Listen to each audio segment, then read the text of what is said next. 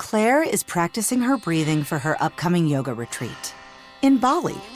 Has she ever done yoga before? No. But Claire worked with Empower on her savings and investment strategy. She got good at money, so she can be a little bad.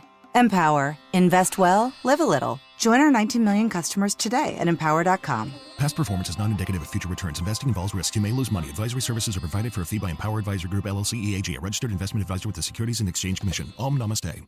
Welcome back to Looking at Lucasfilm with Brian Gaughan, the podcast with a different perspective on the world of Star Wars, Indiana Jones, and all of the other entities that George Lucas, Kathleen Kennedy, Dave Filoni, and Jon Favreau and the rest of the team at Lucasfilm have dreamed up over the past 54 years.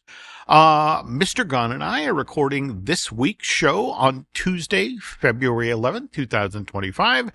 And that said, this podcast will then post on Saturday, February 15th. So somewhere in between there is Valentine's Day. And by the way, my sister Andrea's birthday. So happy 58th.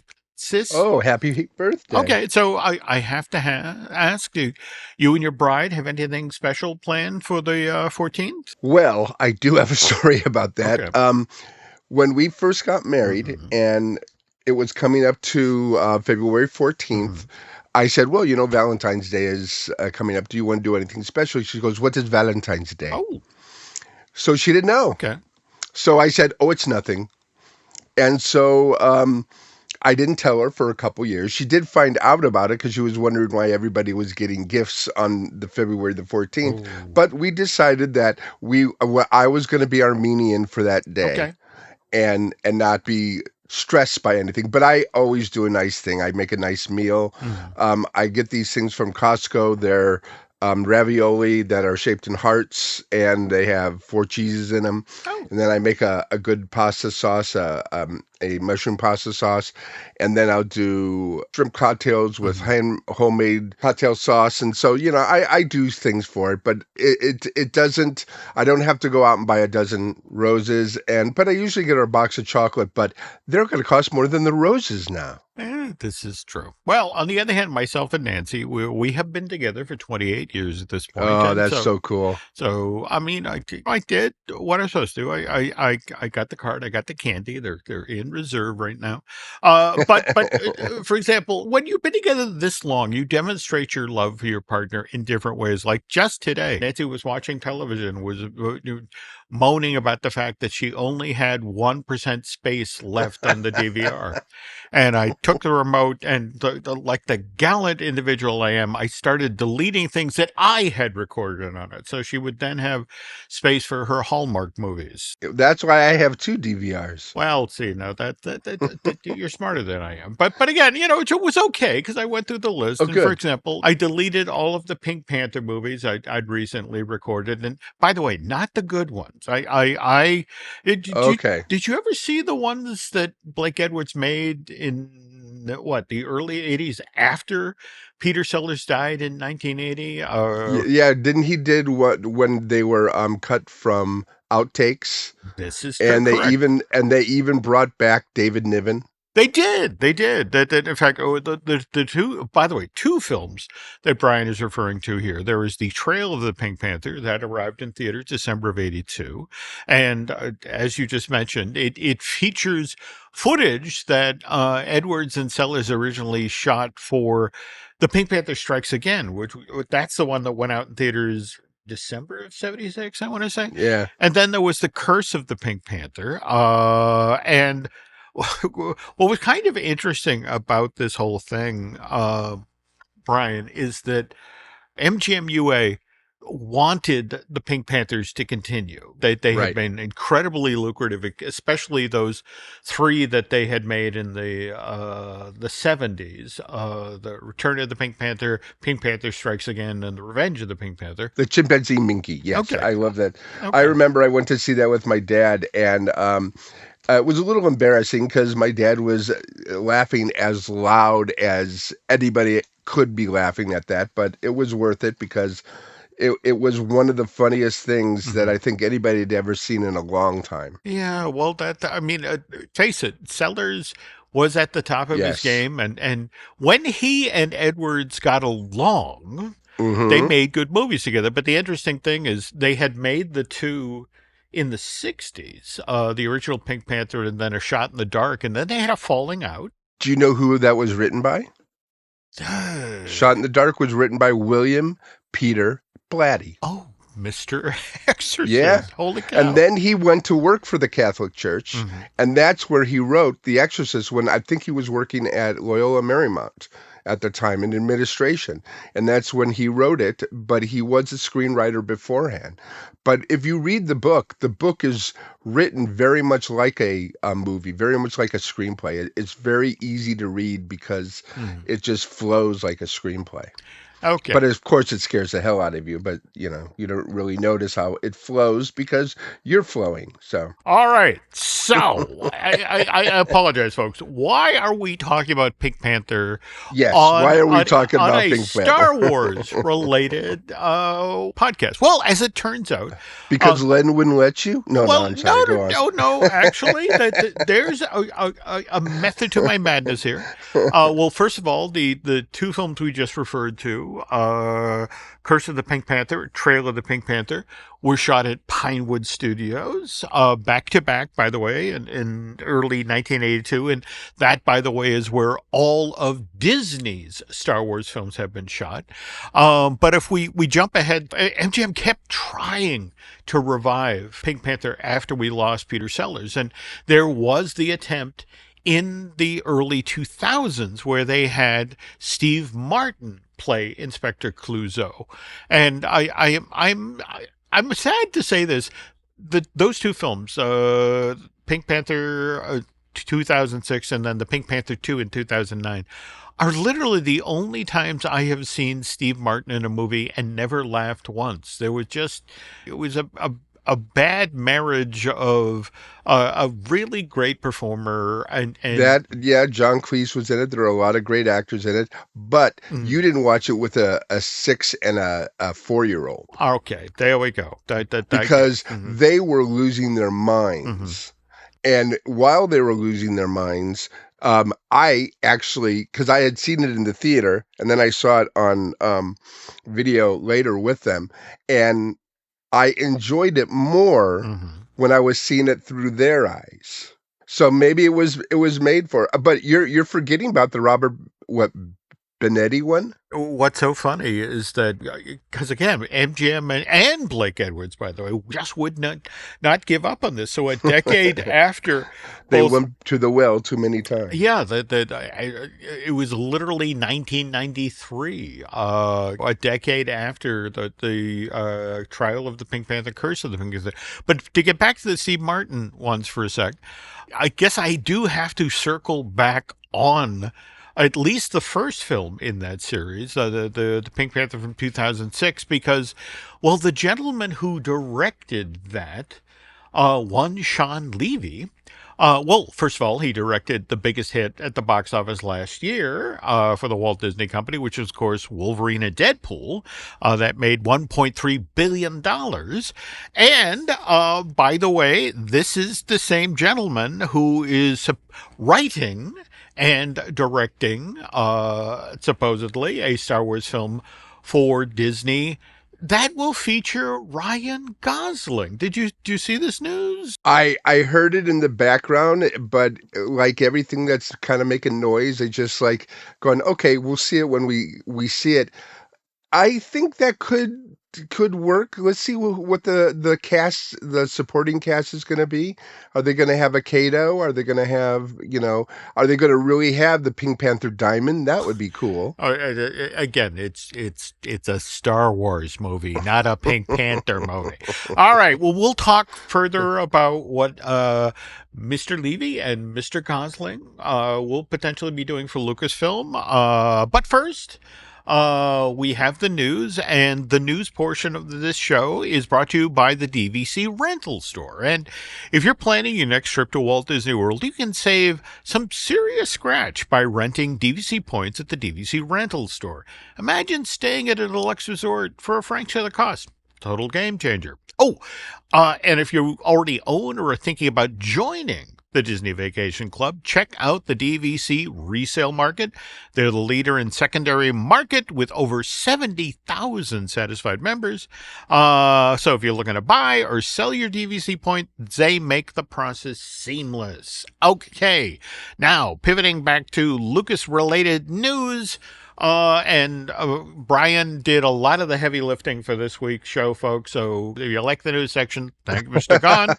If you don't, thank Mr. Hill. No, I'm just kidding. Well, but at this point, we have to thank Drew Taylor, who last week over on the Wrap broke the news that the Star Wars Galactic Starcruiser, that billion-dollar, highly themed cruise on land Star Wars themed experience, which was open from May 1st, 2022, and then closed September 30th, 2023.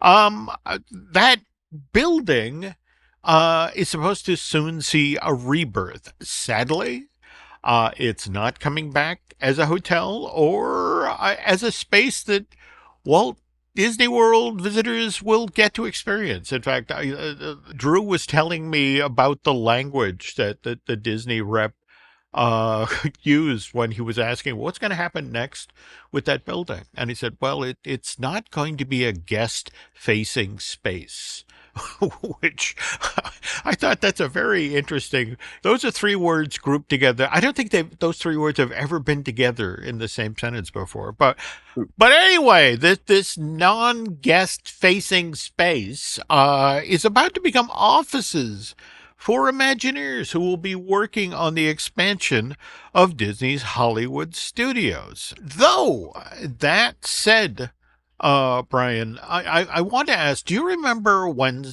and back then we called it Star Wars Land, not Star Wars, not Black Spire Outpost, not Galaxy's Edge, not Batuu. Right. We called it Star Wars Land. When it was first revealed that this project was in the works back in August of 2015, did you get to go to the D23 that year when they revealed this, or? Oh, yeah. Okay. Yeah, I was there. I was in the room, and I was very excited about it. But again, like you said, it was Star Wars Land. It wasn't.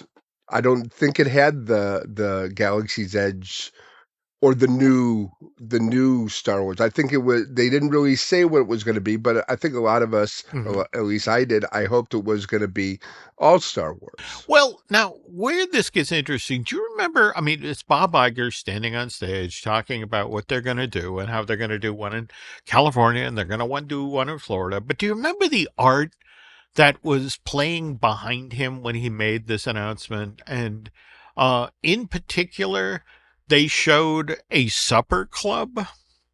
Yes. Okay. So back then, the idea was that Oga's Cantina was basically supposed to be the pre-show hold area for the supper club. And the idea is you showed up there out ahead of your reservation, you had a drink, and then they took you to your table, and it allowed them to effectively pulse the room while they were doing the supper club presentation. They could have another group of guests out in the bar area enjoying their $30 cocktails. And sadly, with Bob Chapek calling the shots, Bob clawed the supper club experience away from Oga's Cantina and made it a part of what eventually, of course, became known as the Galactic Starcruiser. So what's interesting is, at least in Florida, there's evidently now some discussions about maybe that idea will get resurrected, and that out behind the Florida version of Black Spire Outpost, that they will finally build this restaurant and then offer this as something that Disney World guests can explore. Now, aren't there like big doors or something that kind of give you the idea of where it was going to be? I do not know. Because I thought that when it was first opening, when they were first talking about it, they showed this area that was just big wooden doors. And, they said, oh, there's a rank error behind there or something. and a Rancor, and then they would say that was going to be the expansion for a supper club or something like that. I don't recall hearing that. And again, what's interesting is that if they circle back on the original sort of flow through for this space, it would involve actually building a building with a kitchen directly behind that. And what's interesting is you can do this in Florida. Florida, as Walt said back in the day, has the blessings of size. On the other hand, Southern California's version of Black Spire Outpost, I mean, it's Jim Schul who, this is a piece of language that he gave me, so I always like to give him credit for it. But he says the problem with Disneyland is it's a Swiss watch. Right. Whenever you put something in, you have to take something out. And it's just right now, there's just no room back there. Well, weren't they going to take out Mickey and Friends and do the expansion? In that part? I mean, because Black Spire is right there near you can see it from the parking lot. Yes, but okay, we're talking about Oga's Cantina in the middle. Right. You know, you would literally have to tear down Rise of the Resistance to get over there. That would be a wee bit of a challenge.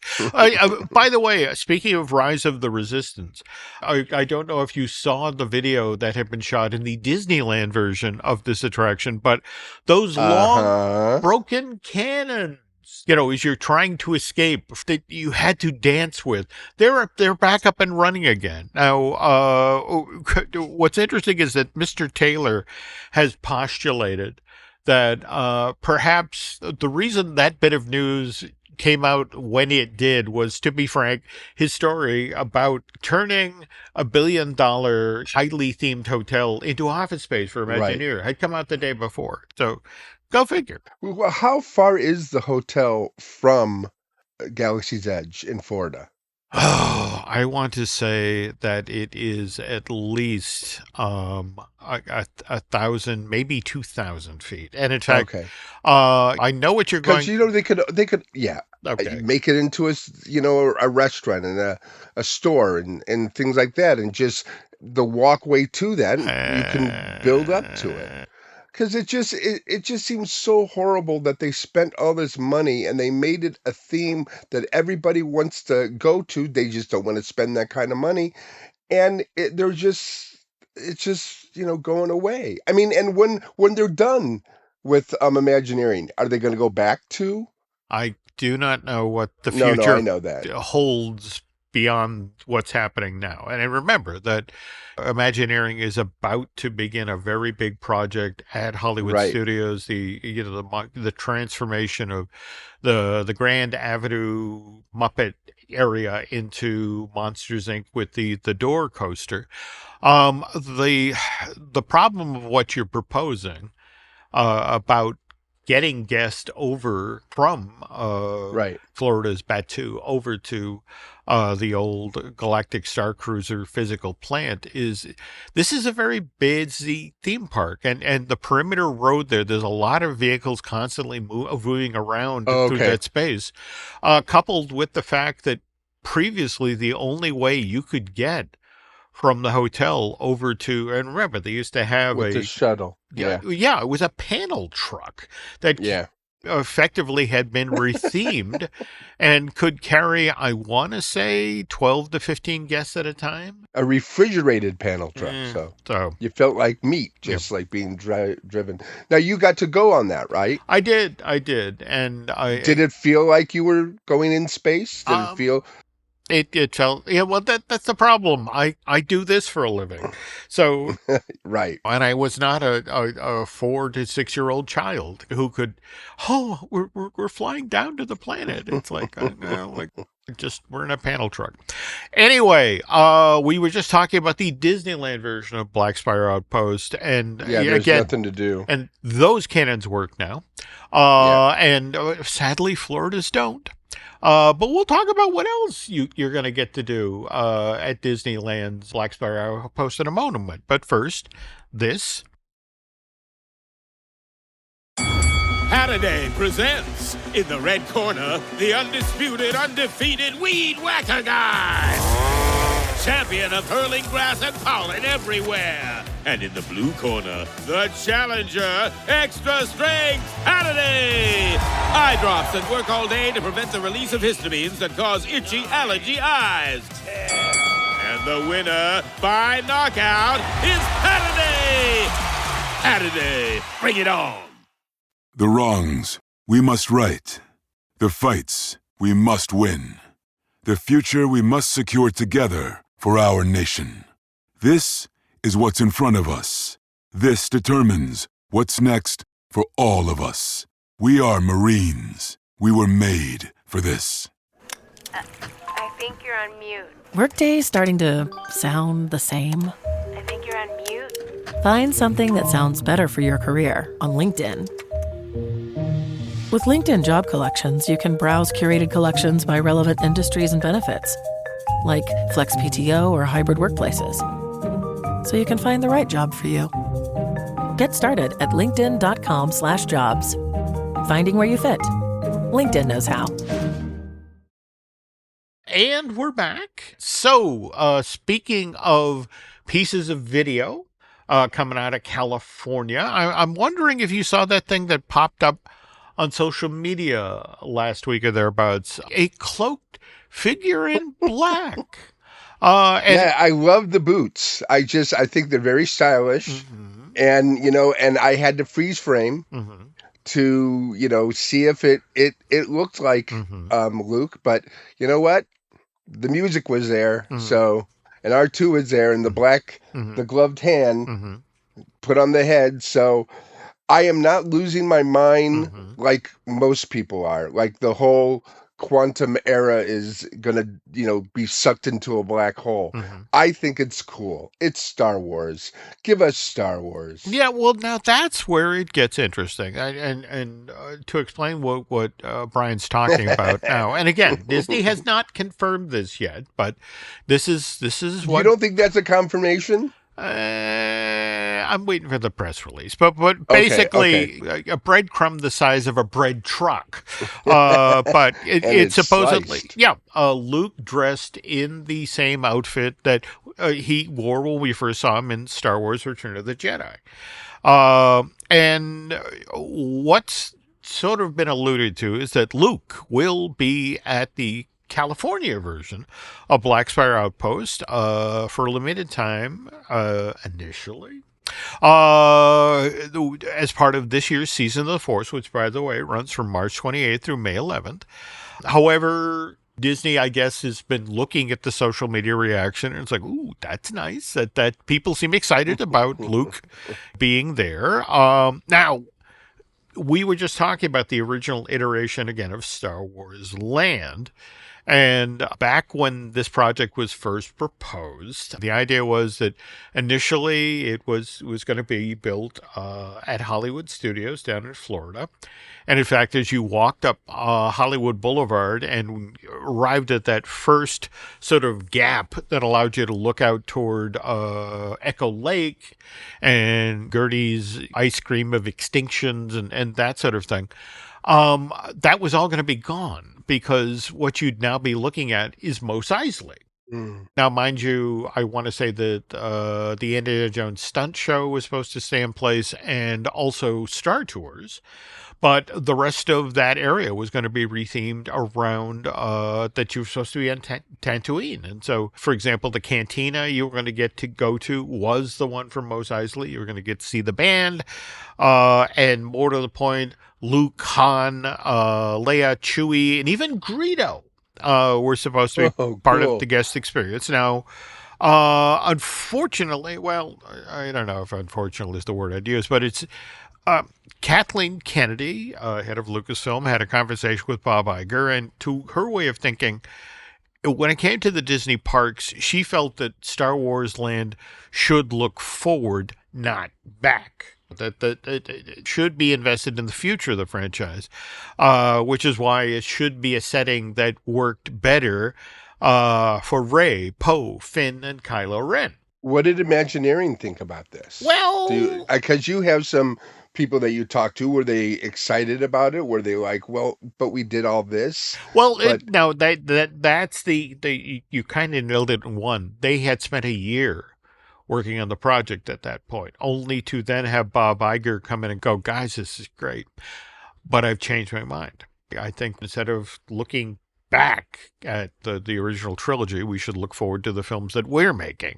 And so I need you to revisit this idea and look at it through the lens of where could we find Rey and Poe and Finn and Kylo Ren. remember, it took the prequels about 20 years to be accepted, and it was accepted by the kids who really had nothing to, they couldn't really say anything because they didn't have the way to say it. That's what's going to be happening with the new ones now. It's the kids, it's the younger people. Of course, they're all online, but I don't know. I think they should have thought that this was the original people who are into Star Wars. Everybody's into the original Star Wars. Okay, everybody is, and especially older people, not too much old than I am, but I mean, the that kind of generation, we have a lot of expendable cash, and we're willing to spend that kind of. If the galaxy, if the spaceship hotel was original Star Wars, I don't guarantee you, but it would probably, people would have paid, those people who are interested in that story would have paid that money to see it, I think. I mean, I may be just blowing smoke, but I still think that a lot of people who were upset when it, after when when I saw it, I fell to my knees. It was Star Wars to me. It was the thing that changed my life. When people started seeing that movie, everybody started seeing that movie, and then they understood why I was reading comic books, why I was going to these kind of movies, until where my son can wear a Star Wars shirt and, everybody's high-fiving him. If I wore a Star Wars shirt, people are locking me into lockers. So this was a whole new thing, and the people who were affected by it the most, I don't think they really got it. I don't know.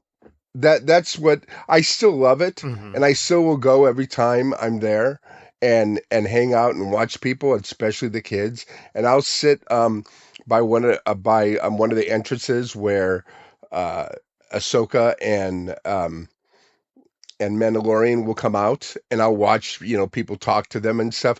And the people who play them are the kindest, most wonderful people. The one who plays Ahsoka, she's everybody's friend. And there was a grad night there, and there was a girl, and she walked with her all the way to Ride of the Resistance from where I was, where the restaurants were, all the way, and started talking to her about where does she graduate, where is she going, et cetera, et cetera. And it was like, oh my gosh, these people are they're exactly what Star Wars is about. What is the first movie called? A New Hope. And that's what Star Wars is about. Okay, now. Okay. But here's the thing. You gotta sort of take the 30,000-foot view.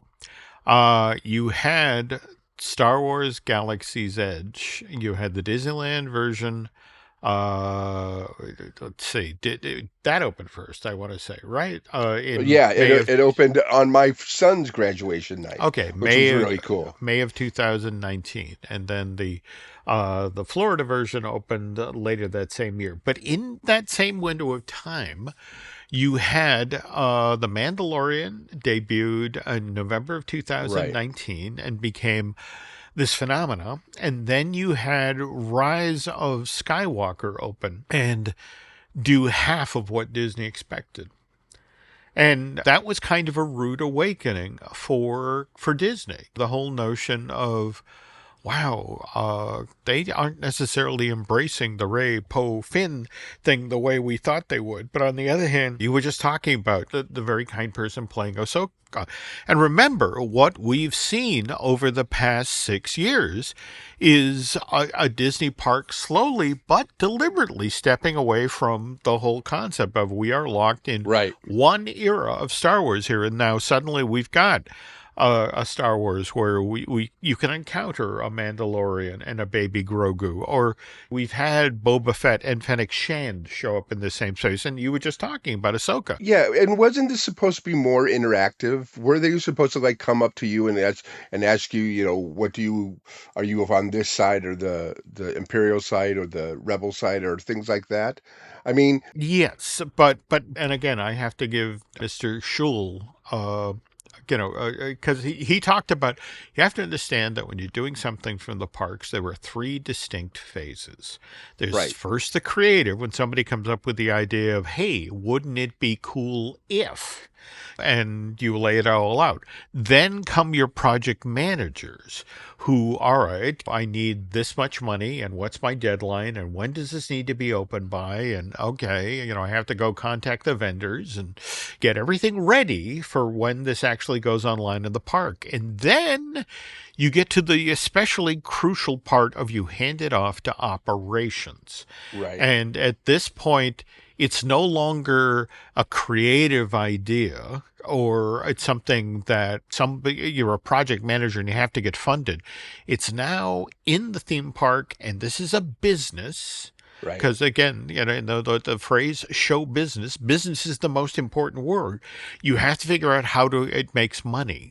And the notion of what you were just talking about, that wonderful, lengthy interaction with a guest where the woman who's dressed up is Rey and you're doing an amazing Daisy Ridley impression, but it's sort of like, I need you to move along the line here. There's 5 other kids who need a memorable experience. And so that's where we are.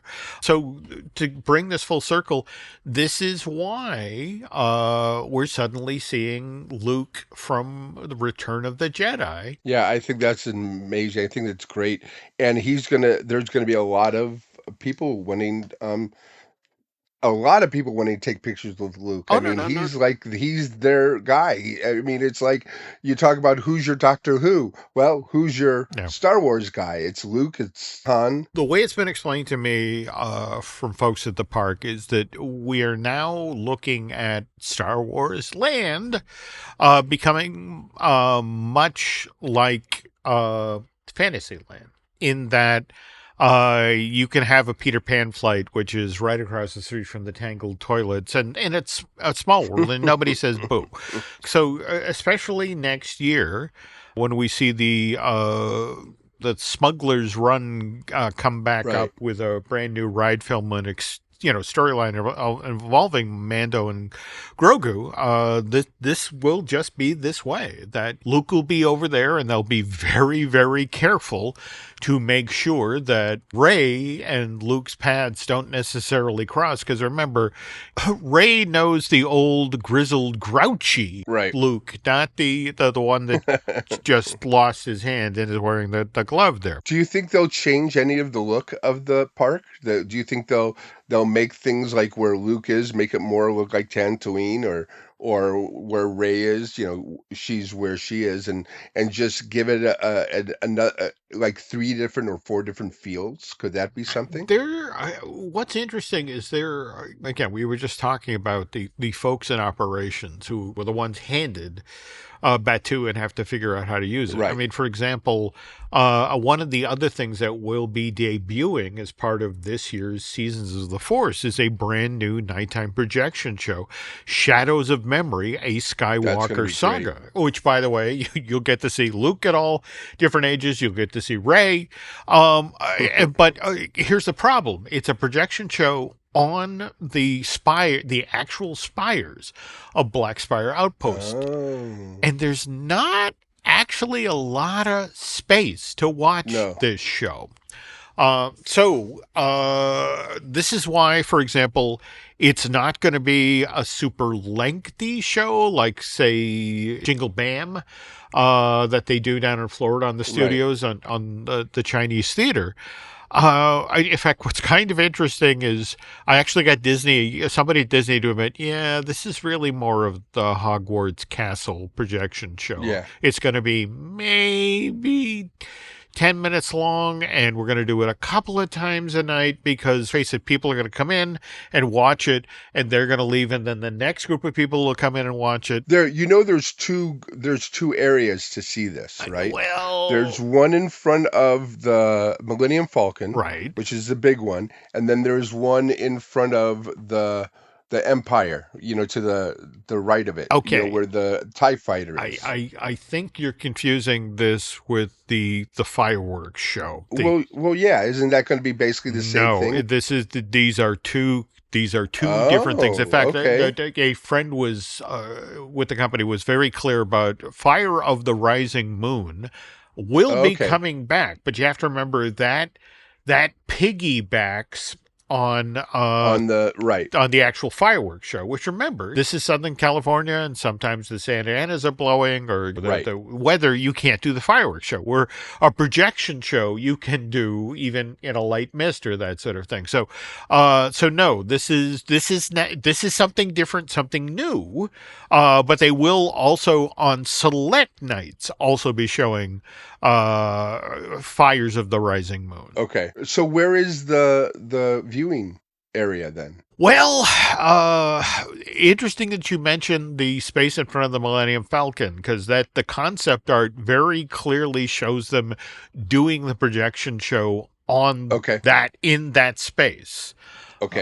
But again, the notion is projection show, you need a big space to throw these images up on. So this, again, is why we're talking more like the Hogwarts Castle show, quick show, every 10 minutes, pulse another group of people in so they too can have. Yeah, that would be a good idea. And then you can bring in people for the food and, the green milk and all that stuff. There we go. Okay, now we were just talking about Rey. And are we going to be talking about the movie that may or may not be? Well, what's interesting is the movie that may or may not be is a little further along the development track at this point, because we have a writer now. A new writer. Yes. So isn't that basically square one? So 2 steps forward, 1 step back, or 2 steps back, 1 step forward.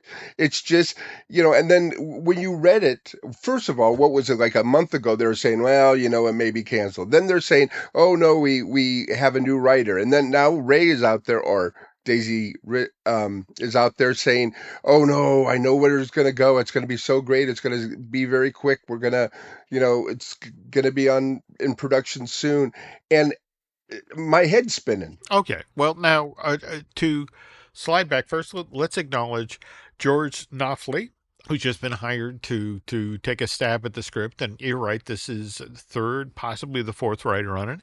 It was interesting. He's talked about what's involved with taking on a gig like this. You start by looking at what's come before you. You look at the broad ideas of what they want you to do. And when we say they, that's Lucasfilm, Disney, Charmin Obade-Chenoy. She's the director. And then you do what a writer does. You try to put together the beats of a story, and you imagine characters, and then you present that with the understanding that it needs to honor this long, incredible tradition. But as you just mentioned, this thing's been in development for 2 years, Brian, and given especially that we have The Mandalorian Grogu that arrives in theaters May of next year, 2026, and then we were just talking about Shawn Levy's Star Wars movie, which may be slotted for December of 2026. But also the Rey movie could potentially go into that slot. And what's interesting is it's going to come down to probably what Derek Hoffman has to say about this. And who's Derek Hoffman? Derek Hoffman? Derek Hoffman. When we get back from this break, we'll discuss that. Welcome to the White Lotus in Thailand Cup. It's a wellness center. You should get a facial. The lady in the airport thought you were my dad. Oh my God. The Emmy Award-winning HBO original series returns. There has been more crime on the island. Well, I'm a little freaked out. What happens in Thailand stays in Thailand. Oh, what does that mean? It means we're not dead yet. Amen. Amen. A new season of the HBO original series The White Lotus premieres February 16th at 9 p.m. on Max. And we're back. Okay, so we were talking about the Rey movie, and you were mentioning that Daisy Ridley has been talking.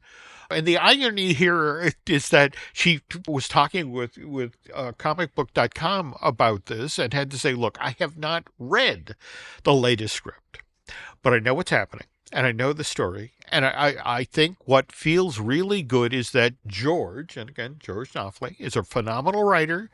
I think we're making sure that the story is in the best way, that the script is the best way to tell the story, and that it will be worthwhile for everyone watching it. And I am very excited. Yeah, so just, again, Brian got it right. I am very excited, but I haven't read it. But at the same time, just because you read a script that you like does not mean it will be a good movie. Because there's always somebody that has a book note of notes or notebook full of notes, and it usually changes everything. Well, but also just sometimes things happen. I mean, for example, Harrison Ford, by the way, who's been out doing publicity for Captain America: Brave New World, which opens this coming, in fact, Valentine's Day. He got asked about the underperformance of Indiana Jones and the Dial of Destiny while he was out talking about this new Marvel movie. And mind you, this is the Wall Street Journal that is asking this. So, and because this is a family podcast, I do have to change a quote here. So Ford, when asked, well, what happens? He says, well, feces occurred. And I was really the one who felt that there was another story to tell, that when Indy had suffered the consequences of the life he had to live, I wanted one more chance to pick him up and shake the dust off his ass and stick him out there, bereft of some vigor, to see what happened. And I'm still happy I made that movie. But one of the other people who was key to the story that got told in Dial of Destiny was Rain Roberts, who, Vice President of Film Development at Lucasfilm, joined the company back in 2012, became the Director of Development of the Lucasfilm Story Group in 2018, and just recently was in the spotlight because she helped develop The Acolyte with Leslie Headland. Right. And we've talked at length about, on this podcast, about how The Acolyte was one of the most expensive things that Lucasfilm has ever made and didn't quite deliver the numbers. And you had to have a scapegoat. And so Ms.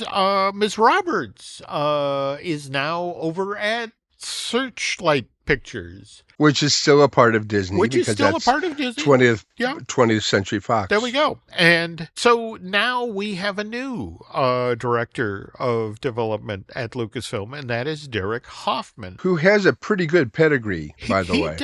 He does. In fact, do you want to walk the nice folks through his pedigree? Oh, absolutely. Do you remember a few years ago there was that show called Timeline?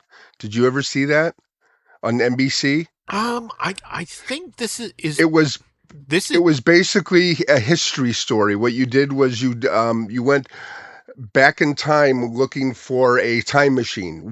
A prototype time machine had to find the real time machine that was stolen, and they were going to try to change the world to make it more of a dictatorship, et cetera, et cetera. And they had to stop that. And it was excellent because the places they went in time were amazing. Okay. I think, though, if we're talking about Derek Hoffman, this is the timeline, the one that was based on the Michael Crichton book. Oh, is that okay. I made a mistake. Okay. Sorry. No. But again, which was... I remember that was not a bad one. That was a pretty good movie. That was a movie, though. It was a movie. And more to the point, it was... But then he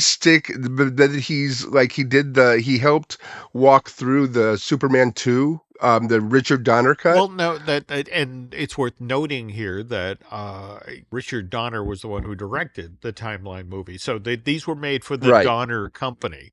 And then, of course, the Donners, back when they were in business with 20th Century Fox, they started making the X-Men movies. And Right. he rose to the, I mean, Hoffman started as a runner at Donner, and by the time we get to 2014, he's an associate producer on X-Men Days of Future Past. But it's important, we need to circle back on something that Brian just mentioned, and that is the Superman 2, the Donner cut. This is a project in 2006, right? Because the idea was that people forget that Richard Donner directed. Well, didn't they basically direct Superman 1 and Superman 1 and 2 2 at the at the same time. Right. And then, but they needed to do some pickup shots and to make it the producers at the time weren't happy with it. So they brought in the Salkin, right. Yep. So they brought in Richard Lester. They did. And Richard Lester directed the Beatles movies, Hard Day's Night and Help. Yep. And so he and also the best Three Musketeer movies ever made. I was hoping you'd bring those up. Oh, the 1 and 2, which was great because 2 was hilarious. Or 1 was hilarious, and then 2 was the dramatic part. So he brings the humor to it. He brings the goofiness to it, and it wasn't this. It was good. It did well. People loved it, but time passed, and people were going, "Well, what was the original vision? What was Donner's vision?" And then, as long as there's money on the table, somebody wants to pick it up. So they spent a little money to make the Donner cut, and I think they pretty much went in the direction that he wanted to go in, because I've seen it and all the goofiness is gone. Yeah. I mean, Ned Beatty still has that goofiness, but still, Otis, but it works with him. But what's important here is to note that Hoffman is a guy who pays attention to what the fans really wanted. And that was the thing of, it's a passion project to do the Superman 2, the Donner cut. But again, this is a guy who listens. And let's also remember that on the heels of the success of this past summer's Deadpool and Wolverine, those Fox era X-Men movies that Hoffman helped birth, their stock has gone up 100%. 1,000%. There are folks at Disney right now who it's like, ooh, boy, wouldn't it be cool if our Star Wars movies could be more like what they did with the X-Men? So, that kind of brings us back to where we started tonight with the Shawn Levy Star Wars movie. Again, the one with Ryan Gosling. So you have an A-lister potentially starring in your Star Wars movie. But interestingly enough, we're back to that same mantra, Brian, the whole notion of, oh, well, this is going to be a Star Wars movie that's not tied to the Skywalker core canon. Is it going to be pre or post or in the middle or in another galaxy? Or I don't know in a galaxy just far away. What I can tell you, standalone film, supposedly been fast-tracked by Disney, could be in production as early as this fall. That said, folks, I think at this point, what's realistic is we probably are going to have to wait till Star Wars Celebration, which is being held April 18th through the 20th over in Japan. I don't think we're going to get anything substantial about this project till then. And I would imagine, again, Hoffman has just come through the door. And face it, we know for sure Mandalorian and Grogu is coming out May of 2026. We don't know what is supposed to go into that December 2027 Star Wars slot. Remember, we were, I think it was on the last show, we were just talking about, Rogue Squadron has been resurrected again. And there's still the other films that were on the back burners. They're never far behind. No. But that's the thing. I feel like Hoffman has come through the door, is reading a lot of scripts, is trying to make some decisions, and then gives some advice to Kathleen Kennedy, who in turn has to chat with Bob Iger because these things are costly. And to pivot to another topic, were you surprised? What we are just 2 months now out, right? From the season 2 of Star Wars Andor. And were you Right. surprised we didn't get a trailer or anything in the Super During Bowl? the Super Bowl, 100%. But I think I saw a picture of Andor, and he's cleaned up. He looks like he's in a cape or something. And it was just a quick thing that I saw online, and I didn't get to focus on it. But yeah, but I still hope that somebody will listen to because there's a lot of people out there, and there was a article in Forbes, I think it was, saying that you got to show Andor in 4 parts. You got to show 3 episodes at a time, each arc, because it's probably going to be split up again in 4 arcs, because that will make people connect to it more. If you do every week, I'm sorry. This every week is when each episode, may have a thread that goes through it, but each episode stands alone. And these films do not stand alone. These episodes, they do not stand alone. You have to last week, and then and even a week is too much for my brain. I have to at least watch the last 5 minutes of the previous one to understand what's going on. And it's just, I don't know. I love these shows, and I'm into them, and every time I'm done watching them, I will watch it again. Well, just remember, binge it. though, that Andor Season 2 covers 4 years. It 4 also, years, right? it's supposed to bring us right up to the beginning of Rogue One, a Star Wars story. So again, I don't know where the story breaks are. And Right. it's worth noting that Disney is doing stuff like what you just suggested. I mean, Yeah. for example, right now, your friendly neighborhood Spider-Man, the animated Right. series, they have been doing that with the 10 episodes. Like, for example, just tomorrow, 3 episodes of Friendly Neighborhood Spider-Man will drop. So you get a full chunk of that story, and then the following Wednesday you get the final 2 episodes of season 1. Well, it's just that viewing has changed, and it's not even my generation that is dictating what viewing is. It's the now generation, and they're the ones that are watching it on their phones, or they're watching it on their computers. They're not watching it on the big screens that you and I have, and they're watching it when they can. Sure. And if they have 3 hours, they'll watch it in 3 hours. But a lot of times they won't watch it when it first comes on. I mean, I'm one of these people that will watch it because my son will come in and wake me up at midnight and go, "Come on, we have to watch this episode." And and I do fall asleep, and then I have to go back to watch it. Go, "Oh yeah, that was great."